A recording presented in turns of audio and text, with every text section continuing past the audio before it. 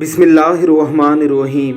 کفار قریش کے ظلم و ستم سے تنگ آنے کے بعد جب ہجرت حبشہ کے بعد ہجرت مدینہ کا حکم ہوا تو صحابہ اکرام ایک ایک کر کے مدینہ ہجرت کر گئے۔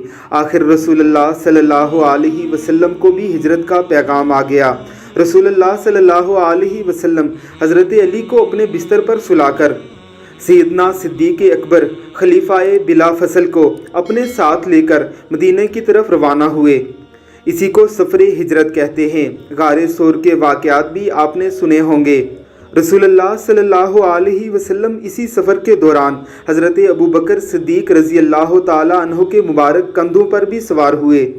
رسول اکرم صلی اللہ علیہ وسلم ایک لمبے سفر کے بعد جب مدینہ منورہ پہنچے تو یہ وہ مقام ہے جہاں پر آپ نے فجر کی نماز ادا کی تھی۔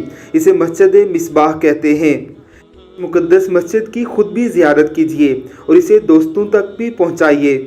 اسی سفر ہجرت میں خلیفہ بلا فصل سیدنا صدیق اکبر اور حضرت محمد مصطفیٰ صلی اللہ علیہ وسلم کے غار ثور میں گزارے ہوئے دنوں کے حوالے سے سیدنا عمر فاروق رضی اللہ تعالی عنہ فرمایا کرتے تھے کہ ابو بکر میری تمام عمر کی نیکیاں لے لے اور غار میں گزرے ہوئے وہ دن مجھے دے دے تو میں اسے گاٹے کا سودا نہیں سمجھوں گا۔ اللہ رب العزت صحابہ کرام رضوان اللہ علیہم اجمعین کے دشمنوں پر لعنت فرمائے اور اس سے امت مسلمہ کے ایمانوں کو محفوظ رکھے۔ اللہ ہمیں صحابہ کے رستے پر چلنے کی توفیق عطا فرمائے۔ آمین ثم آمین۔